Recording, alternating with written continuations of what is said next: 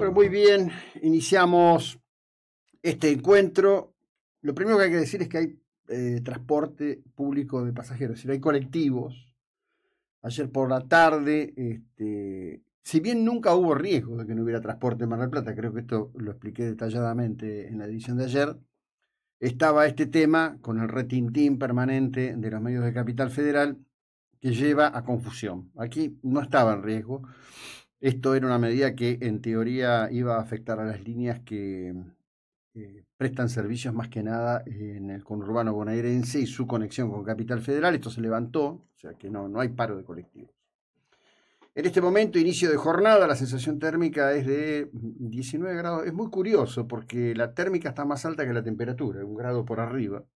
Tenemos una temperatura de 18,9 y tenemos una térmica de 19,2. La humedad es del 91%, los vientos muy leves y la presión atmosférica es de 1015 medida en hectopascales. En Gesell continúan las tareas, ha aparecido el cuerpo de una mujer, todavía no se ha dado la identificación. En una declaración, a mi criterio absurda, insólita, el secretario general de la UOCRA, el señor Trujillo, dijo las personas que estaban trabajando en esa obra no eran afiliados.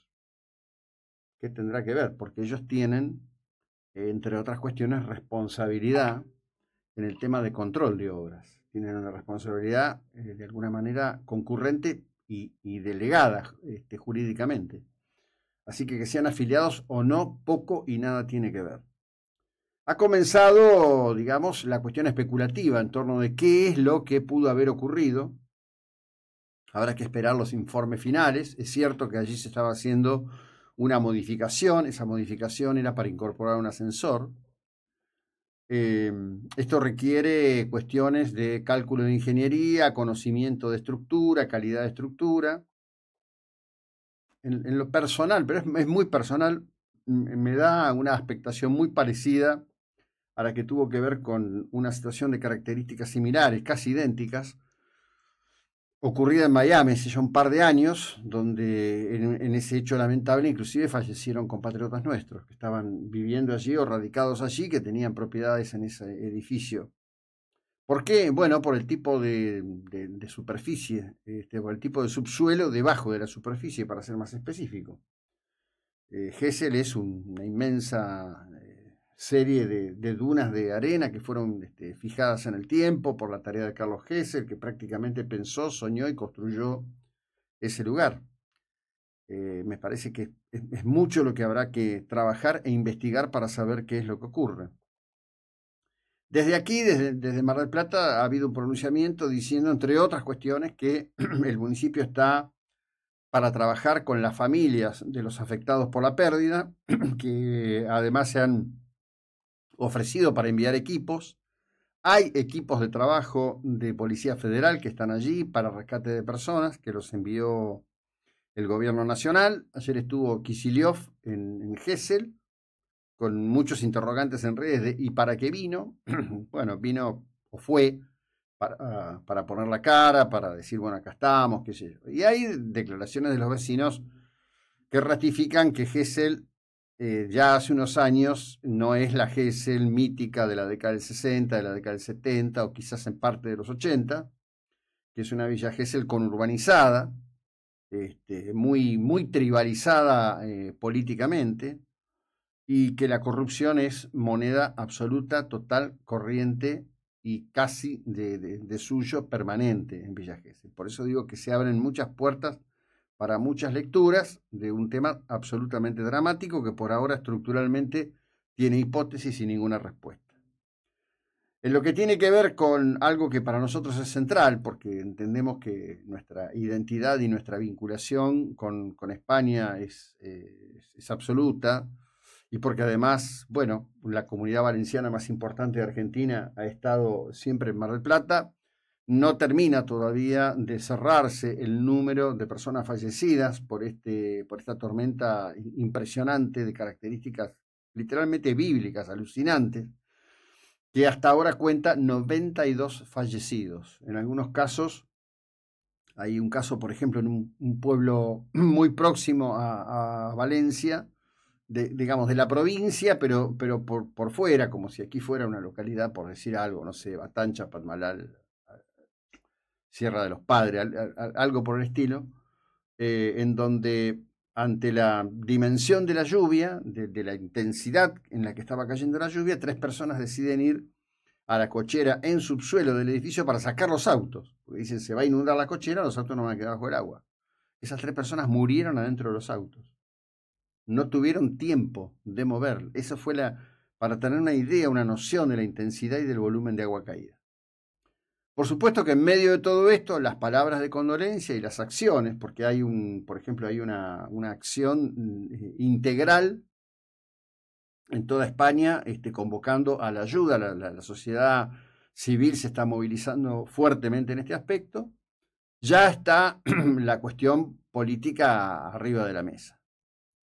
La integrante de la organización Podemos, una organización absolutamente sesgada, Irene Montero, hace una cita de condolencia, cuesta creerle, y cierra diciendo que habrá que hacer las depuraciones que hagan falta, las depuraciones políticas que hagan falta.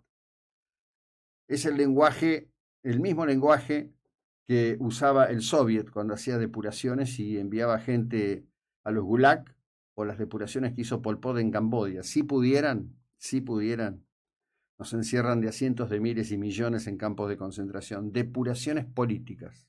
Así cierra el tuit de Irene Montero. Las imágenes, yo imagino que ya para esta altura nadie está discutiendo, como había ayer algún estúpido diciendo, no, están ocultando, es imposible ocultar un drama de estas dimensiones. También trae otras cuestiones, porque desde el momento en que comenzó, y era claro, porque estaban las advertencias que había hecho el Servicio Meteorológico de España, la AEMET, sobre que venía una tormenta de enorme intensidad,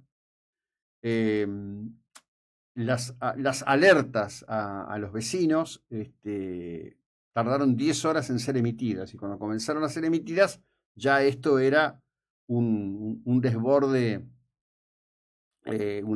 tremendo, el desborde que estamos viendo. Se calcula que recién la semana próxima se podrán recuperar los servicios de tren, tanto los que unen Valencia con Madrid, como los que llaman, o se dan en llamar en España, trenes de cercanías.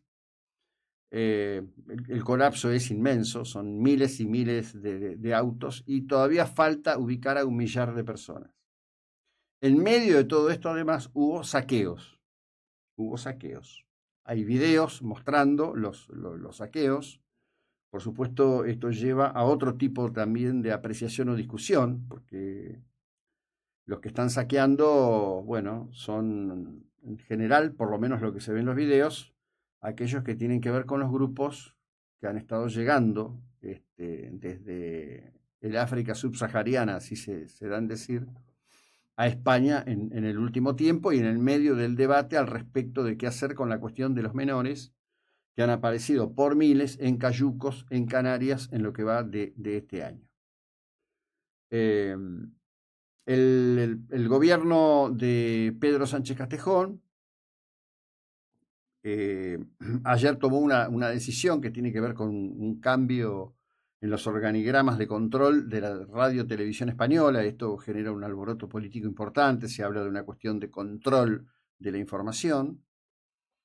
Obviamente todas las televisiones tienen programas especiales dedicados a este tema. No hay otro tema en este momento en España, y la influencia e impacto es global, porque la discusión de la dimensión al respecto del porqué de una tormenta de estas condiciones, donde además hubo tornados, porque esto no fue solo lluvia y viento, hubo tornados, algunos de ellos enormes, intensísimos, como los que solemos ver que ocurren en las regiones del centro, sur, oeste de Estados Unidos, que es un fenómeno como mínimo no frecuente en la península española. Esto es una parte. En la tarde de ayer, el gobierno, alrededor de las 5 de la tarde, comunica que ha echado a la canciller Diana Mondino. Mondino fue echada del gobierno por una cuestión que tiene que ver con la forma en que Argentina votó en Naciones Unidas al respecto del tema de lo que se declama como embargo a Cuba. No existe el embargo a Cuba, es una mentira enorme, inmensa. inmensa, que rutinaria y reiteradamente impulsan un conjunto de países, bueno, que tienen que ver con Cuba, la coalición comunista, bueno, etcétera, etcétera, etcétera. ¿Quién la va a reemplazar? Gerardo Huertain, uno de los hombres que está vinculado a una de las familias más ricas de la República Argentina, que son los dueños de la Caja, aquella que alguna vez conocimos como Caja de Ahorros Nacional y que fue privatizada por Carlos Saúl Menem en su gobierno en la década del 90.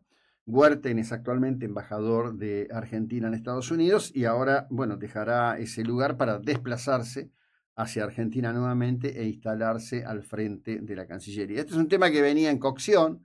La situación de Mondino dentro del gobierno no era cómoda.